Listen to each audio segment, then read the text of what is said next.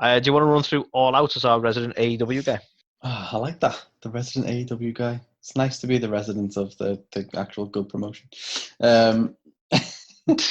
So Yeah. I've not Stick me with the rest. Considering I'm a resident of AEW, I've not bothered to think about the kickoff show, so I'm not going to factor in any of them. So as long as you're cool with that. The match card for All Out was, we had a tooth and nail match with Britt Baker taking on Big Swole, with Big Swole picking up the win. We had the Jurassic Express taking on the Young Bucks. Obviously, that was the stipulation from Dynamite. They would face each other with Young Bucks picking up the win. We had the Casino Battle Royal with... we'll talk about the surprise Joker entrance, but it was Brody Lee who picked up the win. No, it wasn't. It was fucking Lance Archer. Brody Lee. Yeah, I love it. Yeah, Lance Archer, that guy. It's the other big pretty monster. Much the same. Yeah, pretty much the same guy. We had a Broken Rules match with Matt Hardy taking on Sammy Guevara. And that was a match. And nobody really won, but Matt Hardy technically won that match. I think Tony Khan lost that one. Yeah. So, yeah, we'll talk about that. Yeah. We had the AEW Women's Championship on the line with Hikaru Shida defending against Thunder Rosa in what was an absolute epic match of the night, that.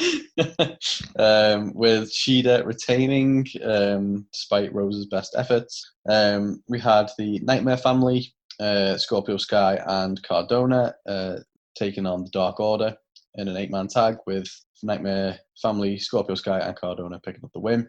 We had the Mimosa Mayhem match with Chris Jericho taking on Orange Cassidy, with Cassidy picking up the win, potentially ending their feud now. I think that's 2-1 to Cass. And the main event of the evening was for the AEW World Championship. Moxley took on MJF. Moxley won with some interesting, very interesting way that he won. Yes. So that was the card. And I don't know whether you will disagree with me here, Anthony. I don't have any shites. I agree, right? And I wanna say something here, right? I think what's the best things to do, Carl, right? Rather than having the shites, we'll talk about the controversies at that point.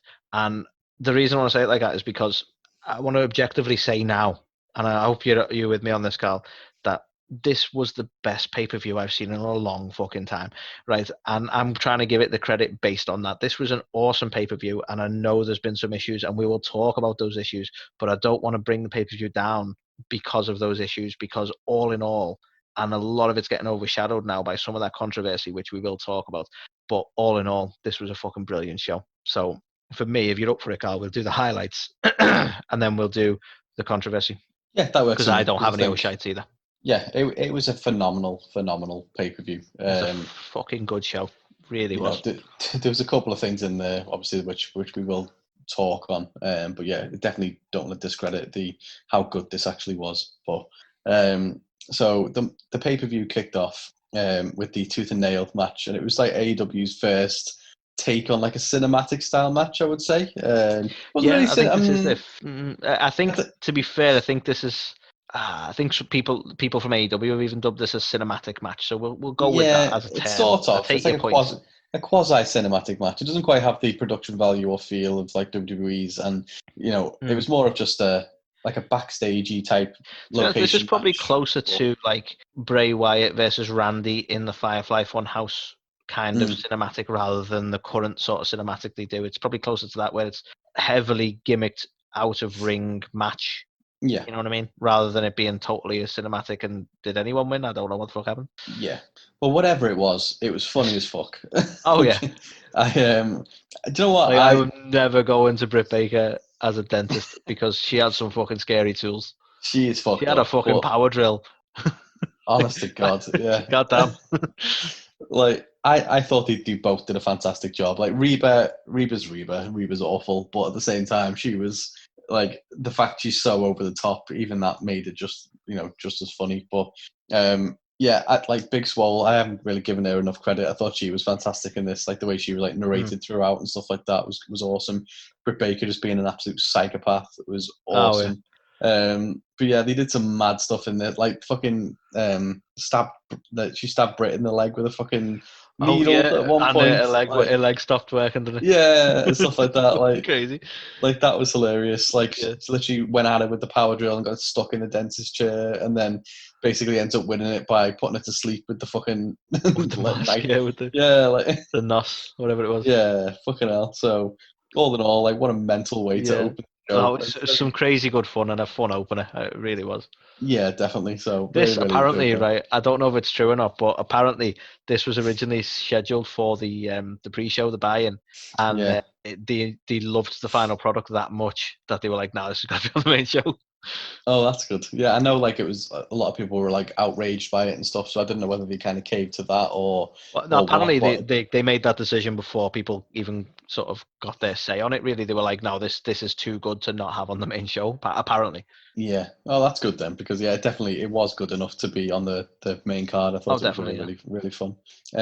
We then got the Young Bucks taking on the Jurassic Express, and like this was always going to deliver as a match. Like they're all so talented. The Bucks are probably the best tag team in the business. Mm. You know, Jungle Boy's great, Luchasaurus is great. So you know, I think we knew this was going to be awesome.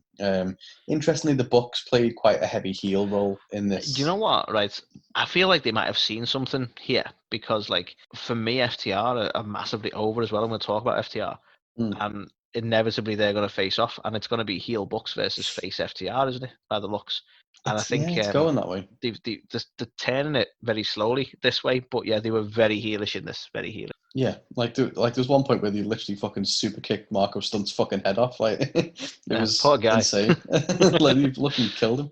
But yeah, no, I thought it was really well booked. There was great spots from everybody. Everybody was like really well featured. Luchasaurus, man, considering the size of him, didn't half hold his fucking own in there. Like how agile was he? He was flipping over the top rope. He did that fucking massive dive into the crowd. Like, dude was amazing. Oh yeah, But yeah, yeah, it was so good. Like, really, really strong match from like the pair of them. totally agree. Do you know what? Right, the next one's a Casino Battle Royal. And just before I even talk about how the match was, how inventive is the Casino Battle Royal concept? It's like a proper new spin on the Royal Rumble. Like Yeah, it makes sense, and like it's been well like thought through. It's like people enter in groups depending on like which suit of card that they picked, yeah. and then they've got like the wild card entry of the Joker, and it's just like it's just so good. It's not just like, I'll oh, be it's a battle honest. royal. I was like, the first time they done this, I was a bit like, this might, I don't know, it might be a bit messy this, and I don't know if I'm getting used to it Mm. and the way these tend to run, or whether they're actually organizing it and explaining it better now. But yeah, I fully like it. I say it's a good spin on it without because they don't want to do the same, do they? Because it is a Royal Rumble kind of. But yeah, I really like the way it's set up, and I'm becoming more accustomed to it. Let's say over the years, because I think trying to be fair to it, I think initially I was a bit like I don't know if I'm following this concept very well, but Mm. this year's was particularly good. I think it was really well organized. Yeah, definitely. I think it did help that they explained the rules before the match as well. Mm. Then you kind of you properly got it. But one of the biggest standouts in this, so obviously the Joker card is where there's a random entry. Could be anyone, and it was the debuting. I don't know whether he's actually signed with them or what, but Matt Sydal, formerly Evan Bourne in WWE. Evan Um, Airborne, known for his high flying Airborne. off the top rope moves. Absolutely. So it was Matt Sydal. So I was like, holy shit, it's Matt Sydal. And like he got the commentators were all over him saying like, oh, this guy's amazing. He's just so like he's just fantastic. He does all this amazing stuff. Comes in, fucking knees what's his face? Fucking Sean Spears in the face, climbs up the turnbuckle, the cameras are on him, and he's like, oh, we're gonna see something now. Fucking botches the shit out of the Oh, superstar press. such a bad botch. Not the Like worst botch, but such a bad. yeah, like you know, I mentioned it earlier on at the start of the show, but like you think of like Shockmaster, and it's like the way the Shockmaster thing was built up, and it was like he's gonna shock you, and they've been talking about for ages, and the first thing you see him do is just fucking go blur. This was Yeah, exactly the same. It was like it it's Matt really was. It Sydal. was. He's amazing. He does all this dead cool shit. Look, he's climbing the rope, and oh fuck, yeah, okay, yeah, it's over. Like his push was pretty much just like ended before it started there, really. But unfortunately, I can't remember who went over to him, but I just want to give a shout out to. It's unfortunate because I can't give him a shout out because I can't remember which wrestler it was, but the minute he landed, and he nearly landed very awkwardly on his neck, one of the other superstars was straight over there checking on him. Subtly, albeit, but I was just impressed with how they looked after each other as well. I thought that was a fantastic reaction to the botch that no one saw coming. And I thought that fella's, again, I'll find out who it was, but his reaction I thought was impeccable. It's like, yeah, good looking out for your colleagues, as it were.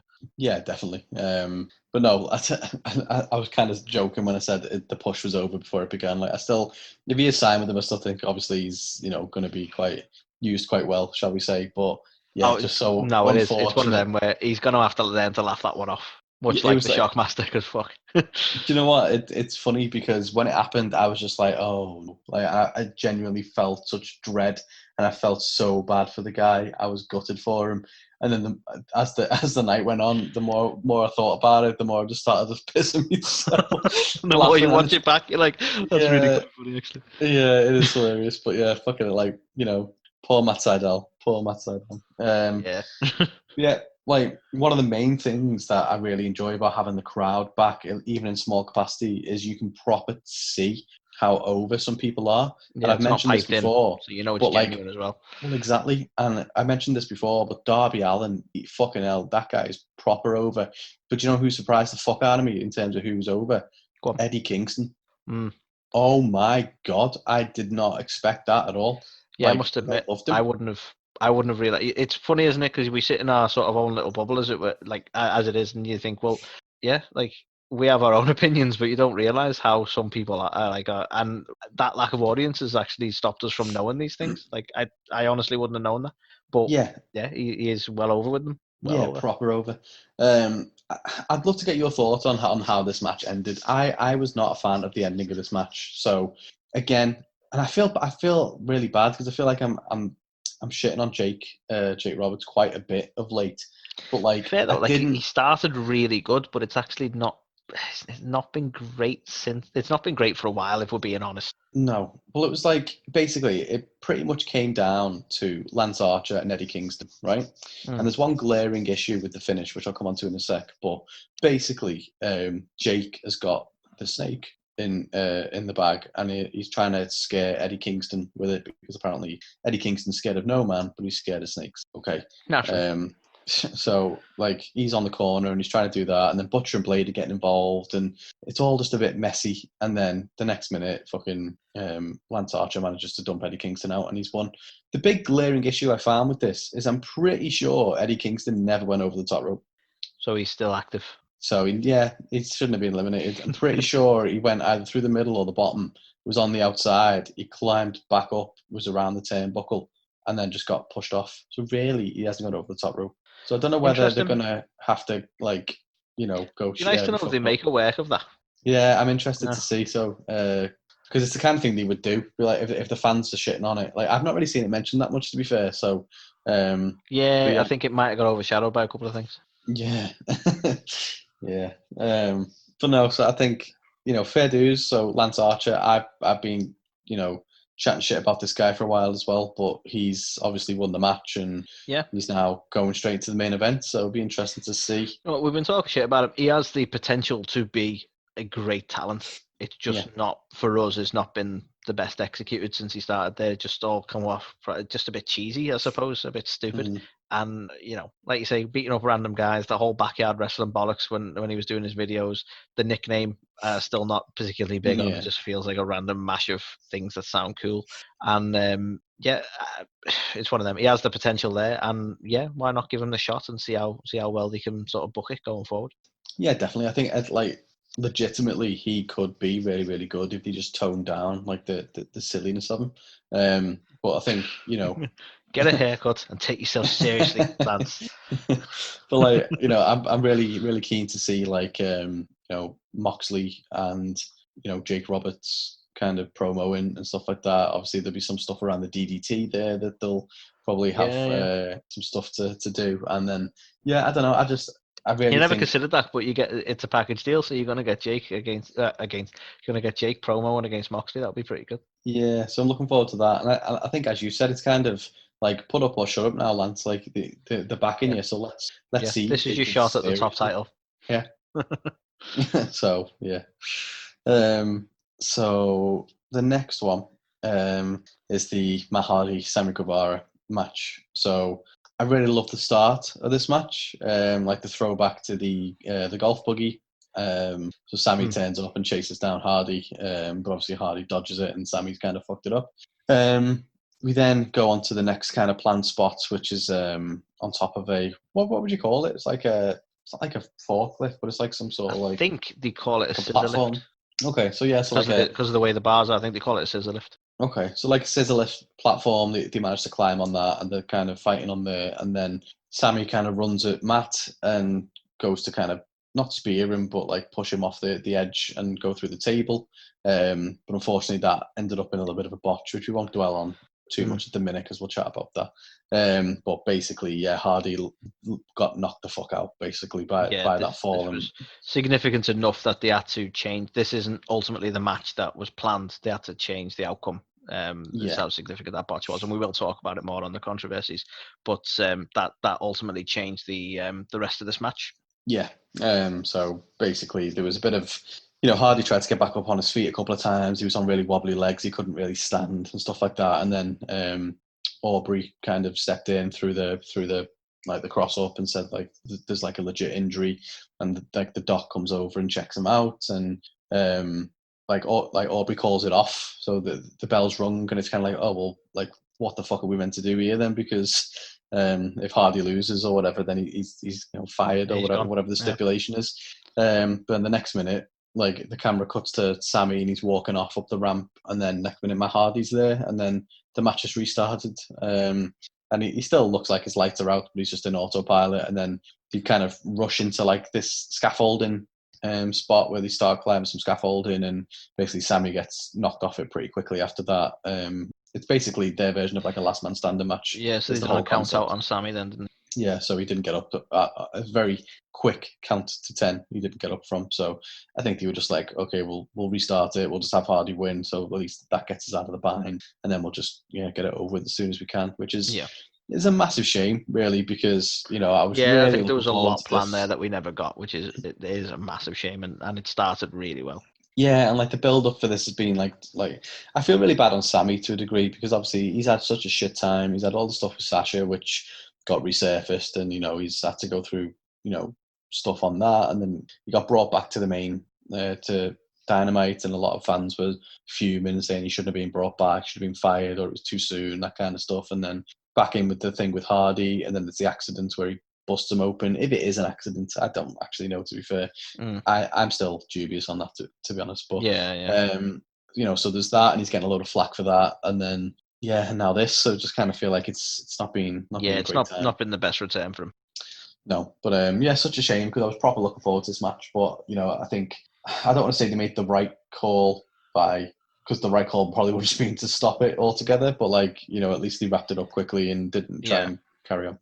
Yeah, I mean we can talk about that a bit more on the controversies, but there's a lot of opinion going on there now. Yeah. But we'll move on to Holy Sheeta. How cool is Thunder Rosa? Honestly, I really want. I don't know how because she's like the champ of NWA or whatever, but I really want them to keep her. She's fucking brilliant. It was so good, this match. Really good. Both. Do you know what? This made both of them look amazing. Like I know Sheeta's good in the ring, but you know when they just both elevate each other, they both come out of this looking fucking brilliant. They both just absolute technical showcase. They were fucking brilliant. Like really good. 100%. My match of the night. It was really put on so well. And how is it that you can have spoilers Sheeta win and still have Thunder Rosa coming out looking fucking brilliant? Like how have Yeah. they managed that? This has done nothing but wonders for everyone because honestly, this has got to a point where I'm like, do I need to watch NWA? Should I be watching Yeah. NWA Power? Is it that good? Like, no offense, Yeah. NWA, I've just never seen you. Well, exactly. But like for me, I've seen a number of Shida matches, and they can be very kind of very very good, or they can be just like very bland and like meh. This match, like the chemistry there, and like I feel like Thunder Rosa made Shida step up her game massively in this. And you mentioned like even though Thunder Rosa lost, like they still made her look super strong, and it was like stuff like kicking out the Falcon Arrow at one, Yeah, like like little stuff like. touches like that, and you go, yeah, she's not. When even losing, she's not going to look daft for it, No, God, no. But yeah, it was so good, wasn't it? It was just such a fantastic match. That it was so much better than I thought it was going to be. Mm. And like Sheeta came out looking like a fucking star. Thunder Rosa came out looking like a fucking star. So I'm guessing it yeah. was your match of the night, though, Carl. I don't know. It could have been. Ooh, right, okay, It okay. could have been. It probably was. In all fairness, I don't know. It was either that or the main event, which we'll come on to. But yeah, Fair like enough. it Yeah, was definitely up it's there. a tough choice in all fairness. Yeah. So then we had just a small note of a little stab at WWE from Kip Sabian. So we see him and Penelope Ford getting interviewed, and apparently they're going to be they're getting married, aren't they? So they're No, obviously they're I'm going to not. have a wedding. That would probably be the closest thing to an O'Shea. So I'm not going to moan about it yet because it's not for All Out, and it's not something that I can prove definitively is going to be a bad thing. But the potential wedding on a wrestling show, like, has that ever gone well?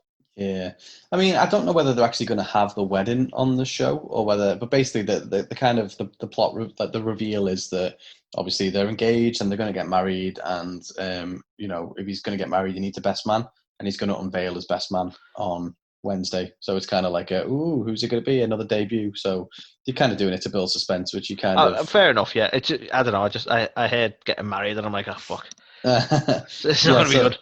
yeah, so I mean, hopefully they don't do the wedding angle, but I don't think that's what they're doing. I think they're just using it as a way to bring in Right. someone else, and Yeah, it's so going you to think they be might just ignore it after that? It's like, we're not about their yeah, wedding. We're done now. Yeah. yeah, Okay, I hope so. yeah, me too. But again, But I wouldn't qualify it as an oh shite, even though I've just kind of moaned about it because it isn't. This is just an announcement. It's not something you've done at all out. That's bad. Do you know what I mean? yeah, no, I agree with that. But what I thought was hilarious about this is he then goes on to promote his Twitch Twitch channel, Fucking and hell. there's like a little thing that comes up, and it's like this is endorsed by AEW, and it was just like so That was petty, so but so fucking cheap, funny. but it's fucking hilarious. But you know what though, right?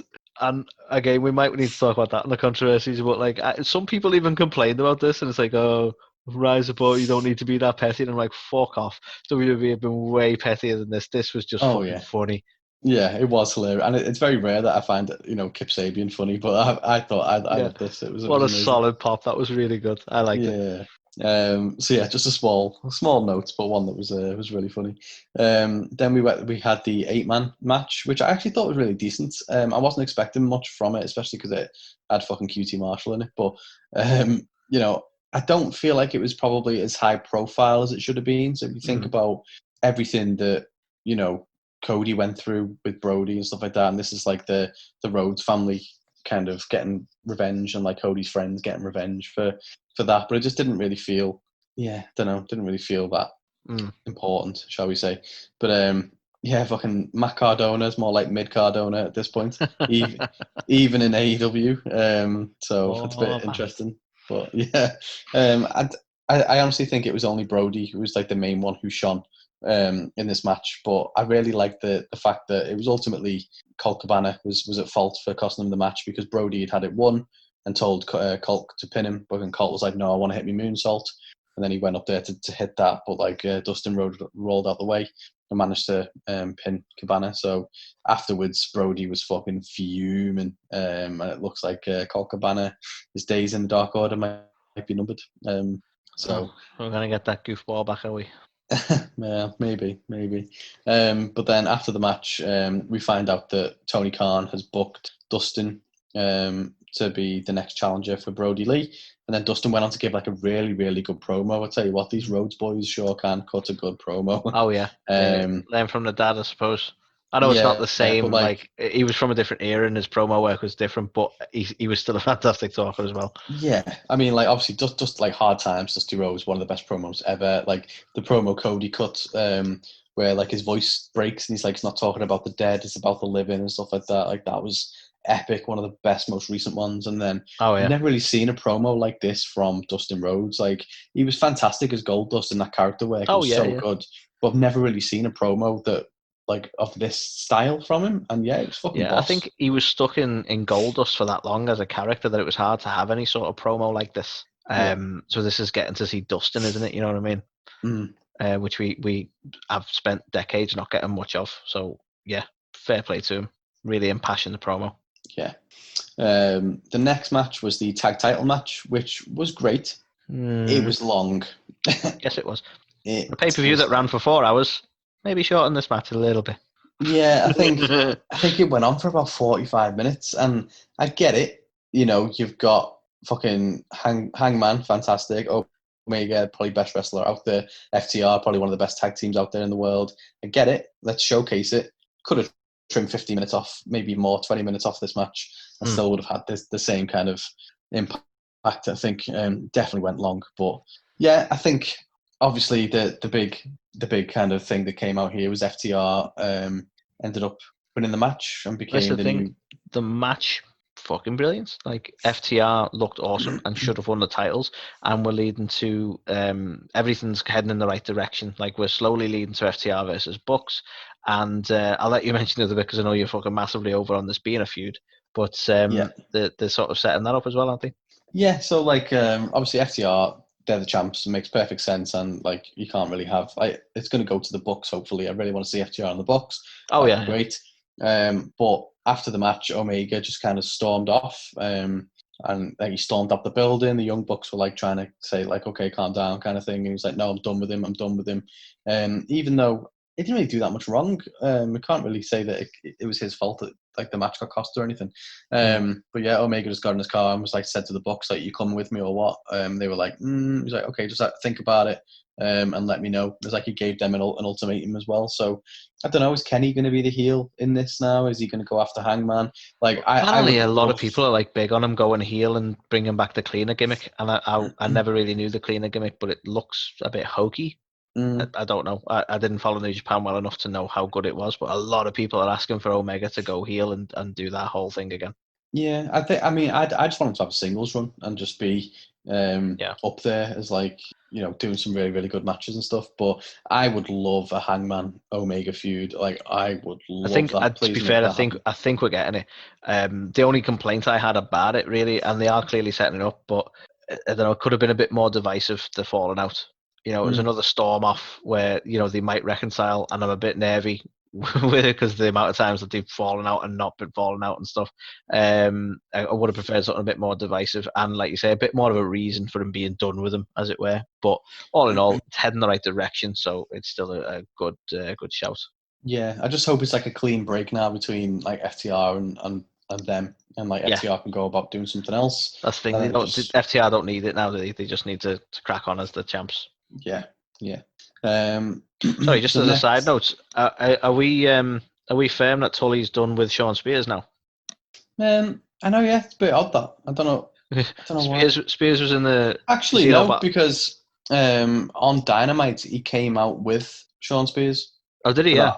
that awful casino battle royal Oh right, segment. So okay, fair enough. yeah, I think maybe he's That like was just building a because I little didn't see stable him of with. people. Obviously, he was with FTR this night, so I didn't see him with.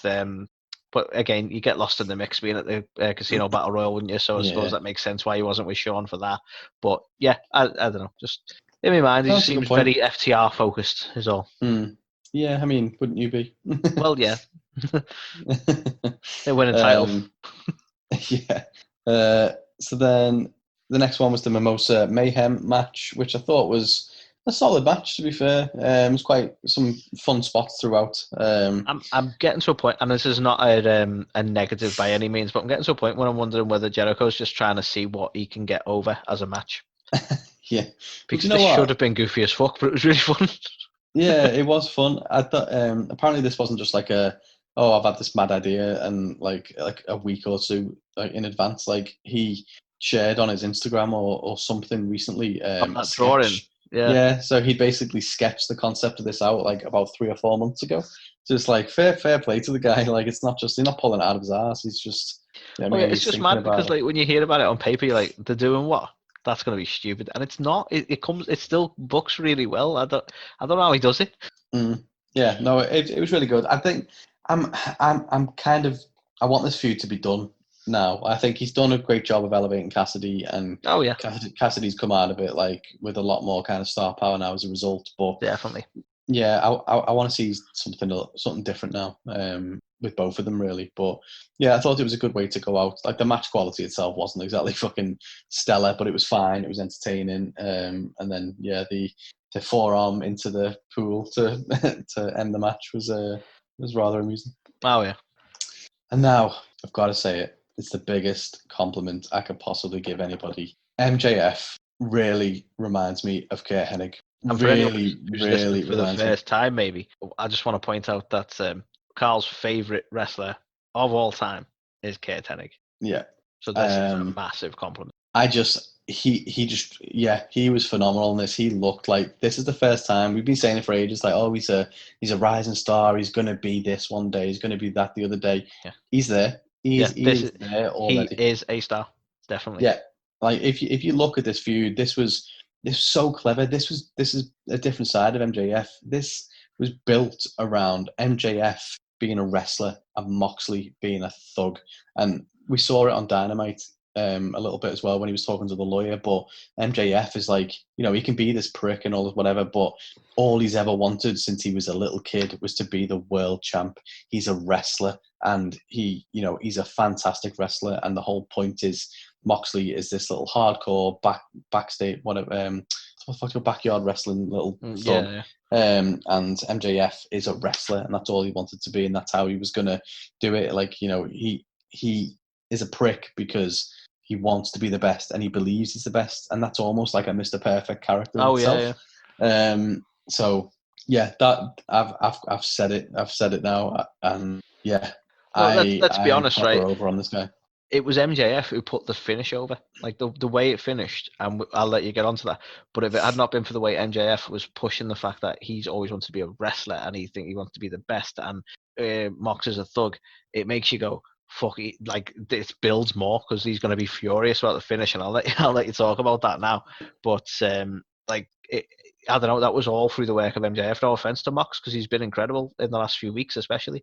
But this was MJF's night, even if he didn't take the win. Yeah, definitely. And like the story aspect of it as well. Like there was a few times where you could see he'd fucked up, and he'd got himself into a fucking like a little street fight, which is what he didn't want to do. He knows he could only win this match if it was a wrestling match. Mm. And like his trash talk was on point as well. Like well, I've got it written down here somewhere. He said yeah, he was like talking to the fans. He was like, "Sorry, folks, you're getting wrestling tonight."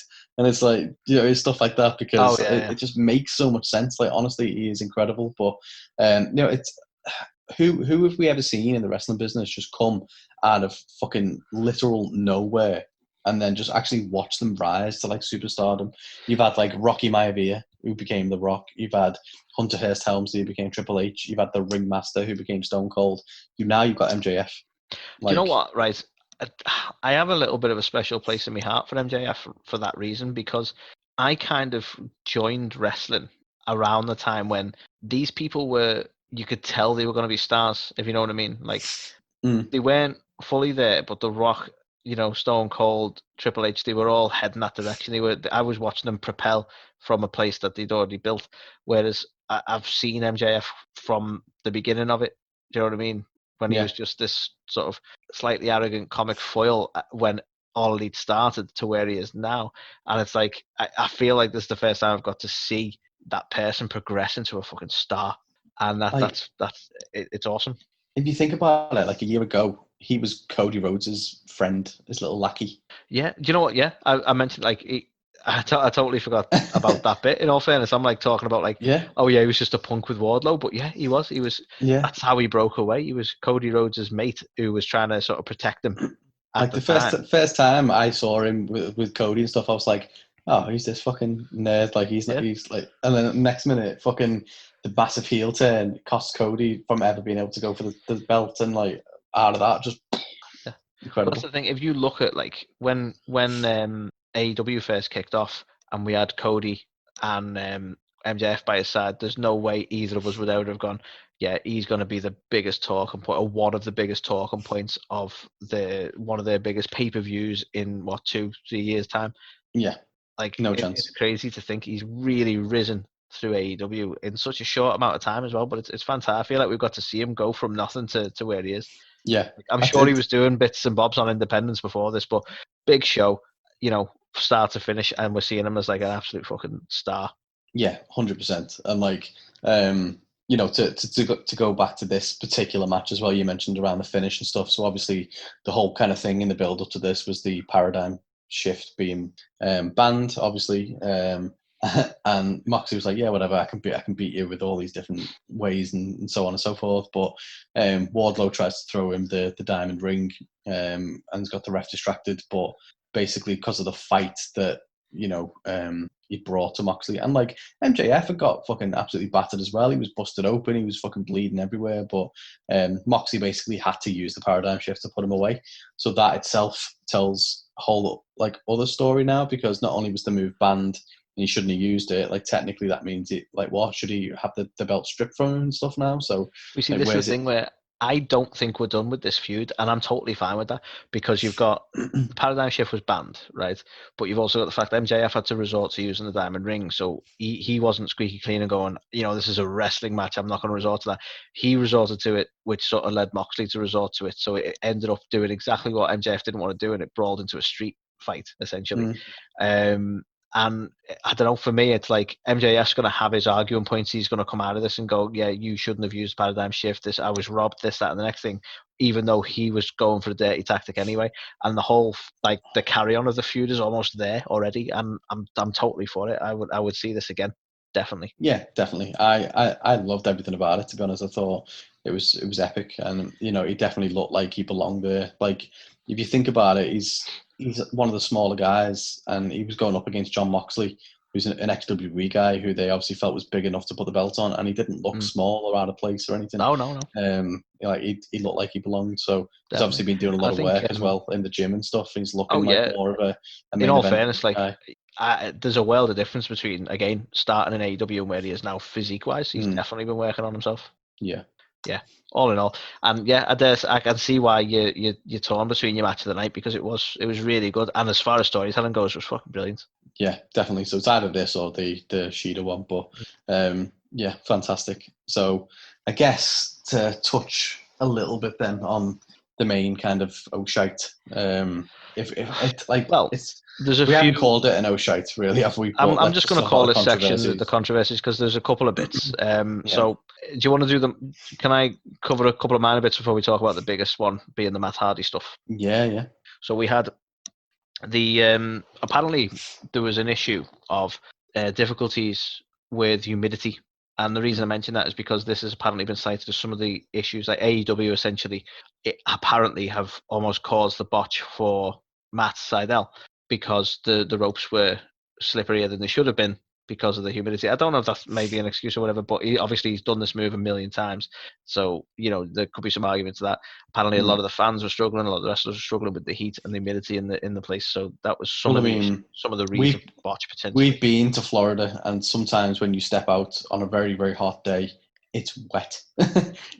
Humidity is a whole different thing there. So, if it was a super humid night, yeah, that's a bit of a worry, really. It seems they've been battling it in the arena anyway. So that was one issue and potentially a reason for that botch. The other one I want to mention was, and to me, I feel like once there was the whole Matt Hardy incident, it kind of snowballed and people were just looking for things to hate, if I'm honest with you, right? And I'm not trying to dismiss this. People will have their opinions on it. But Jim Ross took a lot of heat for a comment he made. I believe it was about Anna Jay, in which he asked, he at some point in the commentary, he said, was that a wardrobe malfunction or just wishful thinking on my part? Which, to be honest, like, even he's kind of apologized, but not. He's like basically said, I'm sorry if I offended anyone, but lighten up. Basically, that was pretty much his tweet. And in some respects, I'm a bit like, I think he's looking for things to be pissed off over. Like, it wasn't like, it wasn't the worst or perviest comments I've ever made. And while you could go, in this day and age, it shouldn't happen, blah, blah, blah. He's acknowledging that he finds someone attractive, guys. Come on. Like, Yeah, I don't know, this whole PC culture. You can't really say anything anymore. Like I do think his commentary he's felt a little bit more like 1998 Jerry Lawler than like 1999 Jim Ross. Do you know what I mean? But Yeah. I don't know. It gets to a point where he's like however old he is, and I think she's only like early 20s. You know what I mean? He's there going, "Oh, is that a wardrobe mod?" So it can be a little bit creepy. So you can kind of get Yeah. it, but Well, that's the like, thing, and that's you're well within your rights to be like, oh, all right, you weird old perv. But like, this was like, I feel like almost snowballing of like, here's another thing that was wrong, and it's like, yeah. it was a stupid comment. Come on, Well, exactly. like, It's just like cancel culture. Everyone's saying like, "Oh, he needs to go" and stuff like that, see, and it's like, Jr. even acknowledged it, and I think he hit the nail on the head in his tweet when he said that this was an attempt, a poor attempt at a joke, mm, and that's all it was. He was trying to be funny, and it didn't land. mhm, Let's leave it at that. exactly. So that was the other of the smaller issues. And then The only Carl, if you want to cover the biggest issue of the night. well, the only other one as well, Oh, like sorry, go. if we're looking for like people just calling out shit as well, is the Darby Allin body bag like power bomb Oh, thing sorry. as Yeah, there well. was. See, I didn't. It never hit the list for me because I didn't actually look at it as any sort of botch, but apparently it was. Yeah, like, well, I think it was just they said it was too dangerous and stuff basically because he's in the body bag, so he doesn't know when the impact's going to be and stuff like that. But I feel like again, like I don't believe he's got any serious injury or anything like that. But you see, He this is the thing. just It's like that's just people looking at it and going speculatively. Like you don't know how well he could see out of that body bag. yeah. We I don't think we I don't think fully know. It might have been a lot more transparent than you realize. I don't know. Like there could have been many yeah. a reason he was fine. For whatever reason, a lot of people have jumped on the fact of saying that they think that it's become too risky and they're putting themselves into too many big spots that have got too much risk of going wrong and like there's too many thumbtacks and too much blood and stuff. And okay, but I don't know personally, but But they've yeah, got the main. healthcare, so it's fine. Sorry, that wasn't funny. God, like let's look. Jesus, Anthony, you like our JR here. You have to go out now and say it was a poor attempt at humor. Sorry. Yeah. But yeah, so like obviously the main botch of the night, which is what a lot of people are coming out and basically they're fuming with AW with Tony Khan. Even Matt's wife, she's going mental at the minute on Twitter about stuff. Well, she's now made her account private. Oh, okay. But yeah, so basically, we kind of touched on it earlier, but there was a spot which was meant to be on top of the scissor lift, I think we called it. We'll go with Um, scissor lift. so there's a table that's set up with like face masks on, it's meant to be like a merch stand. Like, oh, obviously that's why there's a table there, kind of thing. But the plan is always to put them through the table, and they raise themselves up on the scissor lift, and it's a bit of a silly one, really, because Matt doesn't necessarily like the onus is all on Sammy because he's the one who's running on him. He's the one who's He's kind of obviously controlling the momentum. yeah. And Matt's just got to kind of jump backwards. But basically, they overshot it. And whereas they should have landed through, like, a lot of people have said they should have had multiple tables or they should have had a crash mat or they should have done something, but it was just one single table. And what they did was they overshot that fall to the point where instead of like Matt's shoulders and the top of his back going through the table and being able to protect his head, it was basically the lower back that actually went through the table and he twatted his head on the concrete Yeah, basically. it sent his head to the concrete on it because he's hit his lower back. His Yeah. head's kind of gone. Like he's not had a chance to sort of protect himself in any way because he obviously didn't expect to miss the table the way he did. Yeah. So he was pretty grim, and he was out. Yeah, You like you can see he's knocked out. Like I've seen enough knockouts in my time to know he was knocked the fuck out. Like he went stiff, his arms were by his side. Yeah. Aubrey was over there just like trying to speak to him and stuff like that. And I don't think Sammy knew initially because he was just kind of like, okay, yeah, I'm gonna try and pick him up and get him back on. And then like you could see Aubrey throws the cross up and tells him and stuff. Then he backs off for a bit. And he's like, shit, what do I do now? And then he starts to sort of come to, doesn't he? And then Yeah. he tries to get back to his feet, even to the point where he almost fucking pulls Sammy's trunks off because he's just trying to I shouldn't claw at laugh at that, but anything. this is quite serious. Yeah. He's trying to claw at anything to get back to his feet, and he tries 4 or 5 times, and every time he gets up to his feet, he falls over because Yeah. he just hasn't got his legs under him because he's just been knocked out. Oh yeah. So ultimately, they're just in a pile on the floor, and eventually Aubrey steps in and just says, "Look, just stop," and brings the doctor in. and the doctor's there talking to him, and apparently he passed the concussion test, but And this has been a larger part of the complaint and the issue because yeah, realistically, no, he fucking didn't. well, like if he I passed, like AEW and I love this pay per view, but there's no way he should have passed that concussion test. Fuck off. if he passed the concussion test, then they wouldn't have fucking rang the bell, because he comes over and he does the, he's asking him there and stuff like that, and then Hardy, by all accounts, he's there. The match gets called off, and then you can see he's on autopilot, and he's like, "I am fine. I will delete him, delete it," and it's just like, okay, yeah, you don't know where you are. You can tell you're just trying to save face a bit, but yeah, the fact that they then didn't just stick to the guns and then they kind of called the match back on. I'm guessing it's at that point, after they originally called it off, he must have just gone, okay, well, let me just do another quick concussion test off camera, and maybe he passed that one or something. He got sent to hospital after the whole thing, and there was no concussion. Well, apparently, because sadly, social media is full of apparently qualified doctors. So make of this what you will, because I'm no expert. But apparently, you can't detect a concussion on a CT scan anyway. So there's no way the hospital could have confirmed he was concussed, even though they're saying, because Tony Khan's statement on social media was he's been to doctors, he's had these scans, that scans, next scans, and there was no concussion. A lot of people are arguing with that, saying, well, you can't determine a concussion from a scan. I don't know. I'm not an expert. Apparently, most people who comment on All Elite Wrestling are medical professionals. So there you go. Well, I don't mean to be snarky, but come on, guys. Everyone's a fucking expert when they're on the internet. Well, I believe before she made her account private, Reby, is it Reby? Reby Hardy? Basically said he absolutely definitely was concussed, with loads of exclamation points or whatever. The only thing I will say, and this is not me trying to give excuses, because I do think they should have called the match, and I do think they should have found a way around writing him off rather than trying to end that spot the way they did. I don't think he should have done the high spot, especially being like doolally as he was. But the only thing I would say about the Rebby comments were that apparently she's known for sort of running her mouth before knowing anything, or before the mouth kicks in before the brain, sort of thing, let's say. So she's gone with her heart. She's been worried about her husband, and she's shot. Do you know what I mean? Understandably, but apparently she's done this before, like with the likes of TNA, and that she's been very outspoken about Matt's wrestling career in the past as well. And then you go back on it, and she's like, oh, okay, it wasn't. So I'm not saying take it with a pinch of salt, but it was a very emotional, reactive tweet as well, in all fairness. Yeah, definitely. Ultimately, we don't know, and we can't say that we do know otherwise whether or not he was concussed. All we know is, pretty confident that he was knocked out during that spot. He called the match off, and then it seemed like he, at least managed to convince people that he had his wits about him again, and so they made that decision to restart the match. But the thing is, the reality of it is they didn't continue with the whole match, so he obviously needed to go to hospital. And as much as we've tried to talk about the pay-per-view, and we kept it separate like this because I don't want to bring the pay-per-view down, because it was a brilliant pay-per-view.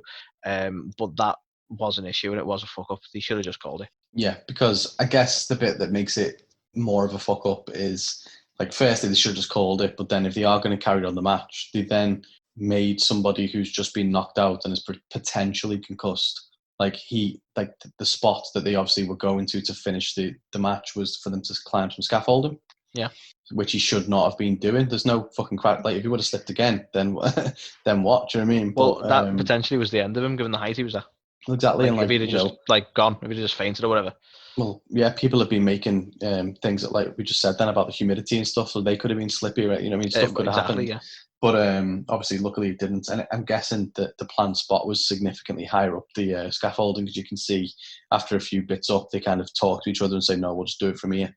And then I'm guessing it was probably meant to be not just a punch and knock him off either. It was probably going to be some sort of like twist of fate or side effect through it or something. I reckon they had so much planned for the whole match, but that particular spot as well, I think, like you say, it's probably going to be a lot higher, and it's probably going to be that sort of thing.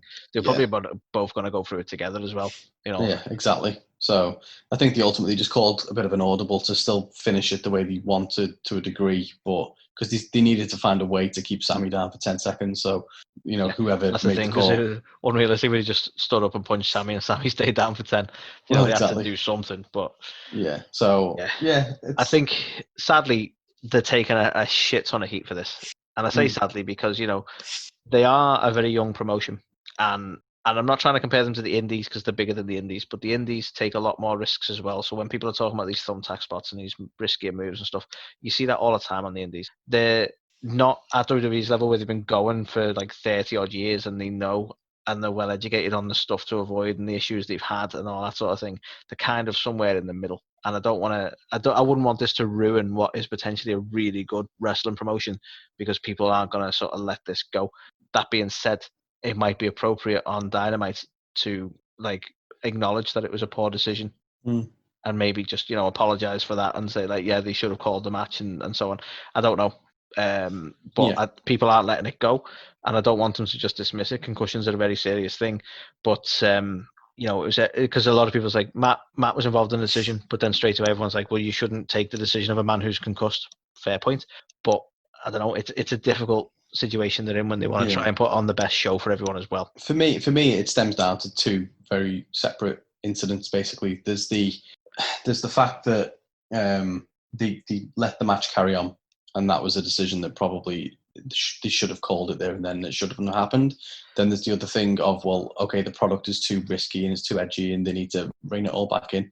I disagree with this a bit. Like, absolutely, they don't need to be fucking sticking thumbtacks in their head every 2 minutes, and they don't need to be doing flippy shit through tables stuff every 2 minutes. Absolutely not. But getting into a wrestling ring is just as risky. Like, how many people are being paralyzed just from a wrestling move? So you can't just make out like, oh, well, it's, they're too risky and they should just stick to normal wrestling, because you can get injured whatever you do. Like, there's things that they should obviously take away from this is like, okay, next time we do a spot like this, then let's try and make sure we've got multiple tables or there's some kind of better way. But I think, we mentioned before, like, everyone on Twitter's a fucking doctor and everyone's got an opinion on stuff. Like, but I think this whole kind of cancel culture where everyone's like, okay, yeah, it's shit, they need to stop everything. It's a botch. Botches happen. There's botchamania for a reason. So, and I don't want to make the comparison because I understand that they were totally different eras, but WWE have been through this stuff as well. And this is my point. I'm not trying to say like, oh, it's fine. WWE have done, like, we've seen Shane McMahon get massively concussed in his match against Kurt Angle, and they kept going. They wanted to break through the glass, so they just kept fucking going. And you can go, well, that was irresponsible. It's like, yeah, but that was also in the 90s, and I accept that.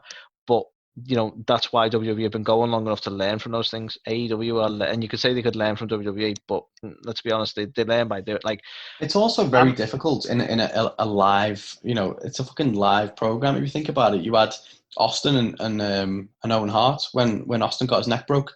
Like, they carried that match on, and Austin was booked to go over, and he had to do this fucking the lamest ever fucking roll up pin you've ever seen in your life. He could not feel his legs. Exactly. And it's like they carried that match on. Owen was fucking stamping shit out of him for a bit while he was sat there with a broken neck. Not like, so it's one of them. In that kind of environment, all is, okay, I've been told to go out there and make this guy win and whatever. So you just can't, like, you can't have someone come out and go, okay, well, here's what we're going to do, guy, in front of a fucking, while you're live on air. So look, I know this comment might take a little bit of heat as well because, people will probably argue that he shouldn't be in the position he's in this case then.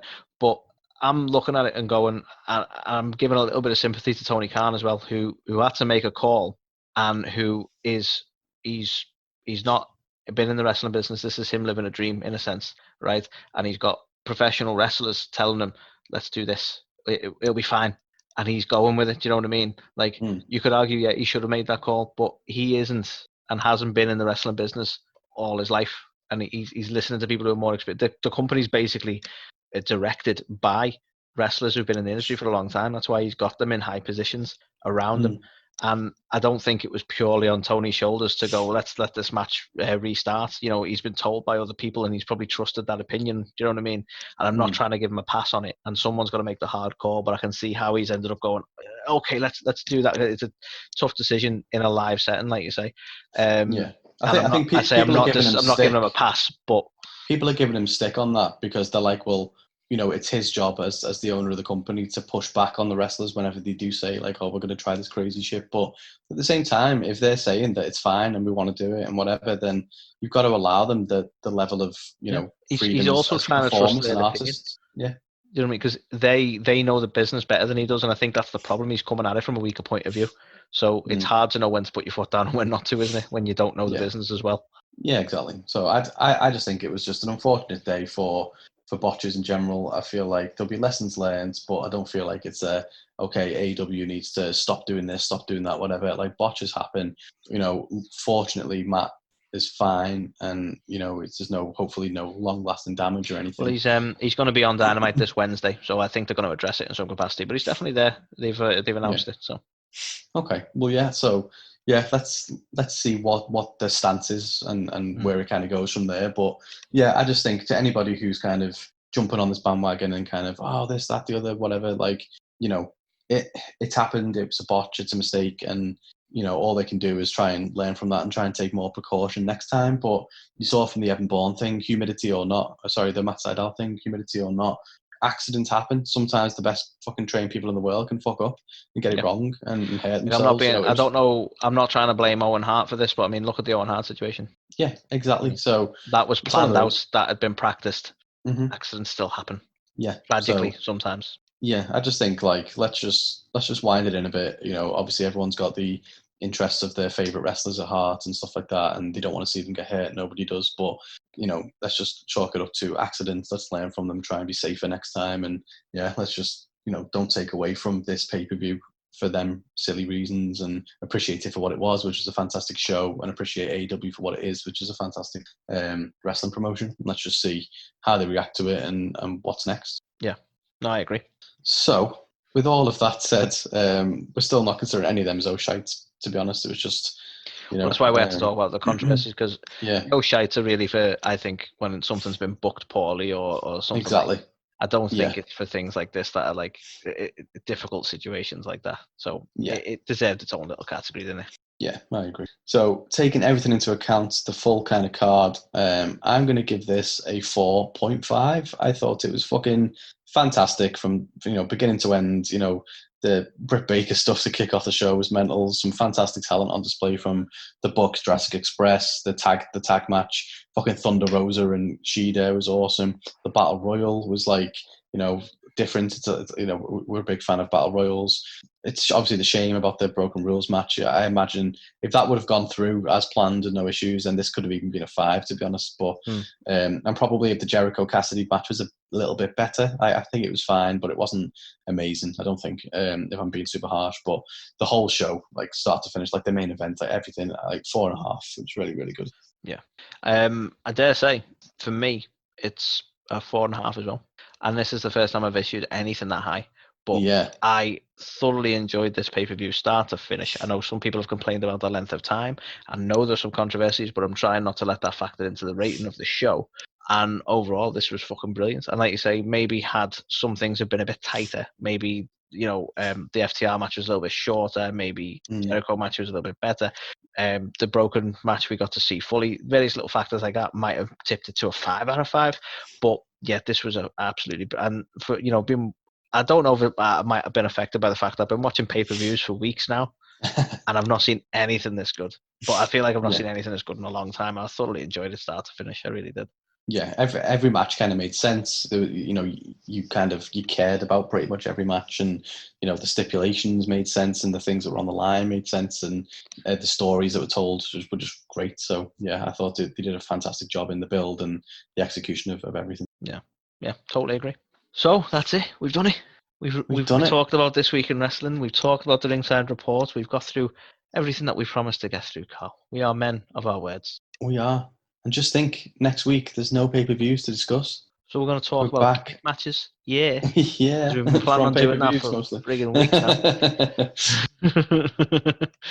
now. But yeah, so all in all, guys, it's been a fun week. We hope you've enjoyed this wild ride with us.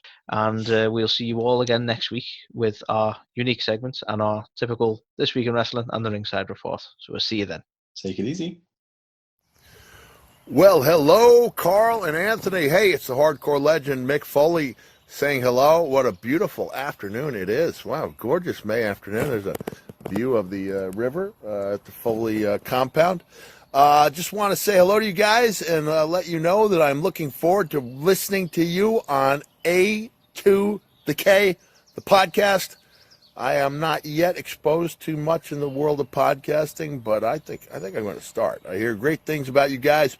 I appreciate you being fans. I'm going to go out on a limb and just guess that you guys are big wrestling fans. So I'm going to thank you for your support over the years. Have a nice day.